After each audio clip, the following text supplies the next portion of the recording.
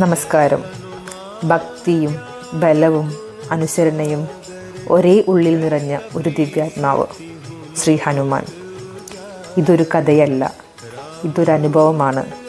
ഭക്തിക്ക് അതിയായ ഉദാഹരണമായ ഒരു ദൈവിക യാത്ര. അഞ്ജനദേവിയുടെയും വായുദേവൻ്റെയും പുത്രനായി ദേവതകളുടെ അനുഗ്രഹത്തോടെ പിറന്ന ഹനുമാൻ ബാല്യത്തിൽ നിന്ന് തന്നെ അസാധാരണമായ ശക്തിയും വിവേകവും കാണിച്ചവൻ. ശ്രീരാമഭക്തനായ ഈ വാനരൻ രാമായണത്തിലൂടെ അത്ഭുതങ്ങൾ തീർക്കുകയും ഭൂമിയിൽ ഭക്തരെയെല്ലാം സംരക്ഷിക്കാൻ തുടരുമെന്ന് വാഗ്ദാനം ചെയ്യുകയും ചെയ്തു.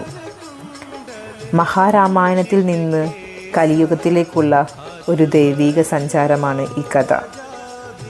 ഹനുമാന്റെ ആ ജീവിതയാത്ര, ഭക്തിയിലൂടെ ശക്തിയിലേക്കുള്ള യാത്ര ഇപ്പോൾ നിങ്ങൾ കേൾക്കുകയാണ്.